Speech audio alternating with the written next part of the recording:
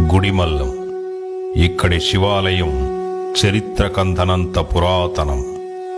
ఇక్కడ వెలసిన శివలింగం ఎందరో శాస్త్రవేత్తలకు అంతుచిక్కని బ్రహ్మ పదార్థం. ఇది పరశురామ క్షేత్రం. తిరుపతికి 20 కిలోమీటర్ల దూరంలో ఉంది. ఇక్కడ వెలసినటువంటి శివలింగం ప్రపంచంలో మరి ఏ శివాలయాలలోనూ లేని విధంగా మానవ లింగాకారంలో ఉంటుంది. పరశురాముడు తన తల్లి తలను నరికిన పాపానికి ఈ క్షేత్రంలో తపస్సు చేసి తన పాప ప్రక్షాళన చేసుకున్నాడన్నది స్థల పురాణం.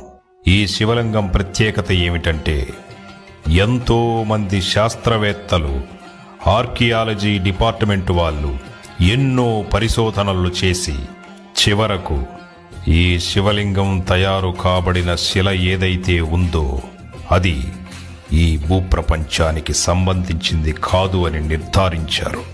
ఈ ఆలయం అన్ని శివాలయాల్లాగా ఉండదు. దీని నిర్మాణమే చాలా ప్రత్యేకమైన శైలిలో ఉంటుంది.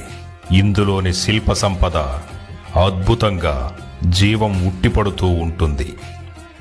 ఈ క్షేత్రం చుట్టుపక్కల ఎన్నో మానవాతీత సంఘటనలు జరిగినట్లుగా స్థానికులు చెబుతూ ఉంటారు. ఈ క్షేత్రం ఎన్నో అద్భుత విశేషాలకు నిలయం. ప్రతి 60 సంవత్సరాలకు ఒకసారి ఈ క్షేత్రంలో పాతాళ గంగ పైకి వస్తుంది. ఆ గంగ ఎక్కడి నుంచి వస్తుందో, మళ్ళీ ఎక్కడికి వెళుతుందో ఇంతవరకు ఏ శాస్త్రవేత్త కూడా చెప్పలేకపోతున్నారు.